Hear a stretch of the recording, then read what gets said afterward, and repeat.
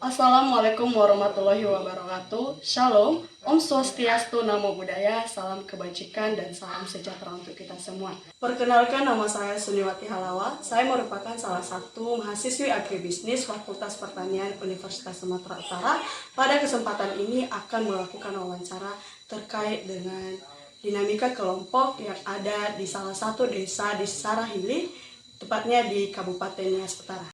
Baik, di sini kita telah bersama dengan salah satu anggota kelompok Orada yang ada di Desa Sarahili. Sebelumnya izin perkenalkan diri, Pak. Ya, perkenalkan, nama saya Jaya Harefa. Saya salah satu anggota dari organisasi Orada di Desa Sarahili, Kecamatan Siwa, Kabupaten Utara. Terima kasih. Untuk pertanyaan pertama, Pak, sejarah terbentuknya Orada dan sejak kapan Orada itu terbentuk, Pak? Boleh diceritakan? Mulanya Orada ini terbentuk pada tahun 2017 pasca pemilihan kepala desa di Desa Sarahili. Waktu itu calon yang didukung oleh mayoritas di dusun kami itu kalah karena banyak juga calon di sini dan tidak ada persatuan kesatuan. Nah, dari hal itu beberapa tokoh memandang bahwa kalau kita begini terus maka kita tidak pernah akan memenangkan sesuatu ataupun tidak bisa berhasil dalam perjuangan apapun.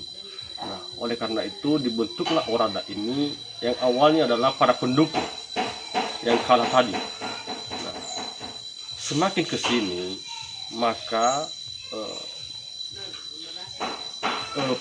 ada perubahan yang terjadi di mana tidak lagi hanya pendukung yang masuk sebagai anggota, tapi lebih kepada kesamaan ide untuk membangun desa. Jadi ini skopnya bukan hanya dusun lagi, tapi sudah desa dengan kita juga membuat arisan beberapa kegiatan sekali 3 bulan ada kegiatan dan beberapa kegiatan lain juga yang kami lakukan. Oke, untuk Orada sendiri, Pak, itu arti Orada itu sebenarnya apa sih, Pak? Oke, Orada merupakan singkatan dari bahasa Nias. Orada adalah orang Hua Dalifuse. Kalau diterjemahkan, orang Hua itu artinya perkumpulan atau persatuan. Kalau Dalifuse itu saudara atau bisa persaudaraan, artinya perkumpulan saudara lebih tepatnya. Nah, walaupun isinya bukan saudara kandung, bukan saudara karena hubungan darah, tapi karena sudah bersatu dalam suatu organisasi namanya Orada, maka dia dipanggil sebagai saudara. Kenapa saudara? Karena sebelum kita gabung di Orada ini, kalau ada duka mungkin tidak saling melayat atau gimana. Kemudian kalau ada pernikahan kita tidak saling berkunjung atau saling memberi selamat. Nah, setelah ada Orada ini kita juga ada satu rasa persaudaraan. Kalau ada kematian, duka, sukacita, kita bantu.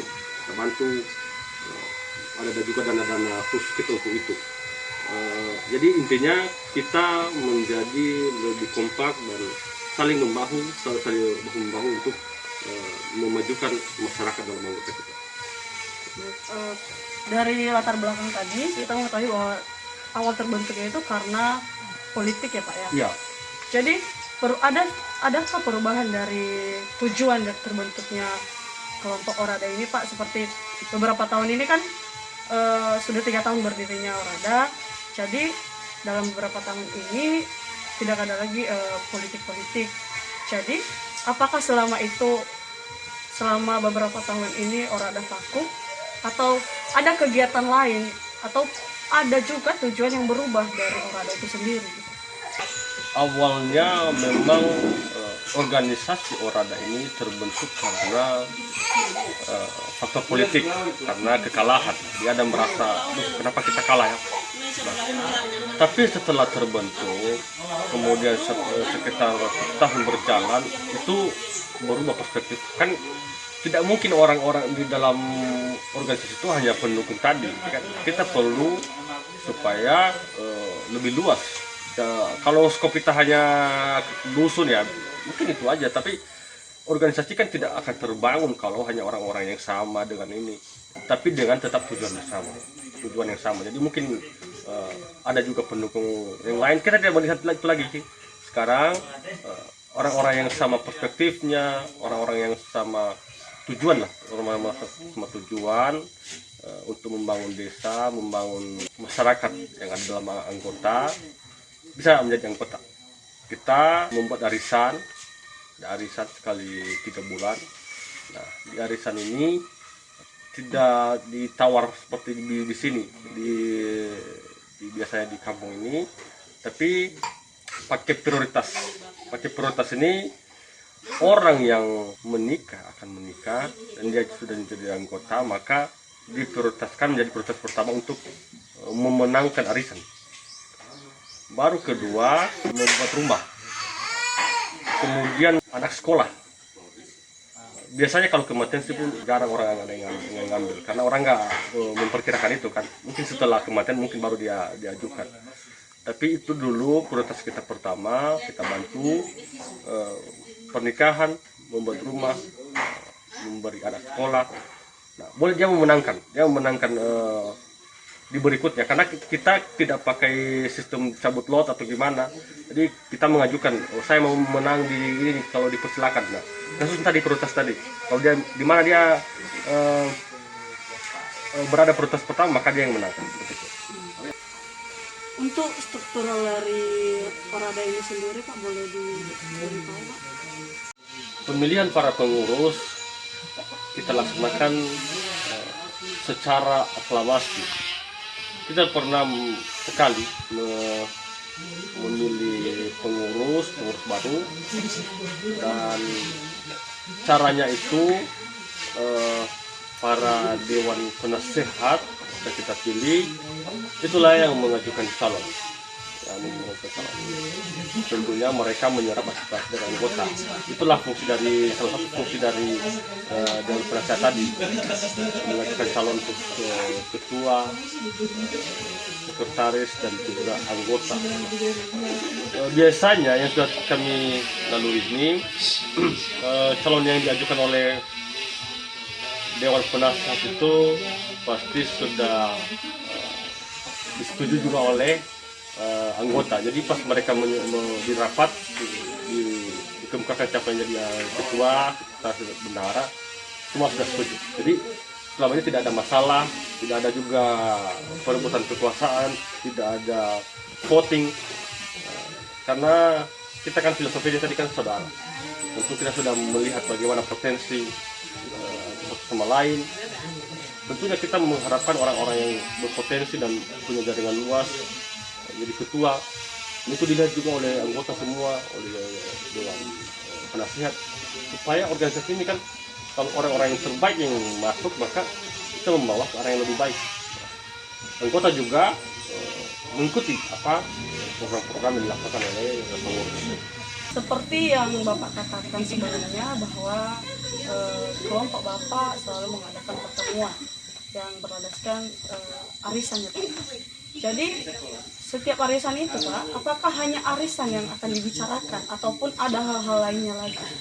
Ya, memang kita bisa bertemu secara rutin karena ada arisan ya. Jadi arisan ini adalah salah satu cara kita supaya kita ada pertemuan rutin. Karena biasanya orang kalau tidak ada sesuatu yang menyangkut dirinya termasuk keuangan atau gimana, itu tidak datang. Jadi kita melihat motivasi itu supaya datang ya kita arisan.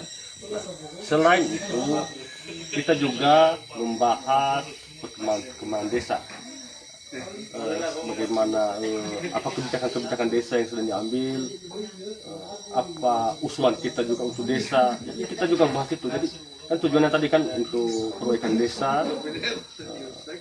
Kemudian juga kita sedang membahas bagaimana kita bisa membentuk suatu koperasi simpan pinjam atau serba usaha bagaimana. Namun kita masih dalam tahap perancangan karena banyak juga tantangan dalam operasi ini. Bisa macet atau bagaimana dananya, kita masih banyak kendala. Namun yang kita bahas selain arisan ya perkembangan desa, kemudian bagaimana perkembangan setiap anggota, apa yang ada masalah-masalah keluarga atau bagaimana yang bisa kita bantu melalui contohnya masalah di luar, apa yang bisa kita bantu, karena kita juga ada anggota dari TNI, polisi atau ada kendala-kendala. Jadi begitu semua masalah-masalah yang bisa dipecahkan oleh anggota boleh di-share selama itu bukan masalah yang pribadi, masalah pribadi yang kita perlu lah. Ini masalah-masalah yang memang butuh masukan, butuh bantuan dari pihak lain. Jadi kita sebagai anggota, sebagai kelompok adalah yang duluan membantu. Kalau ada saudara kita bayang buka sebagai bantuan. Baik, untuk pertanyaan terakhir Pak, Ya. harapan Bapak untuk kelompok ini ke depannya sebagai closing statement kita pada wawancara kali ini boleh diutarakan Pak? Saya berharap organisasi Orada ini terus ada untuk jangka waktu yang masih lama lah. Jangan seperti organisasi lain yang ada di desa, karena pengalaman sebelum ini ada beberapa organisasi pemuda juga yang ya bisa kita bilang lah sumur jagung, karena di dalam anggotanya itu saling ada konflik atau apapun. Itu pertama, dia terhindar dari konflik. Kemudian kalau ada dibuka lagi penerimaan anggota baru, harus lebih selektif, karena salah satu faktor utama kegagalan dari sebuah kelompok di desa, apalagi di desa, adalah karena anggota di dalamnya. Jadi kalau orang mempunyai tujuan yang berbeda dalam satu kelompok, maka akan bisa mudah konflik dan bisa bubar. Kemudian yang ketiga, Orada bisa membantu anggotanya lebih lagi, memberdayakan.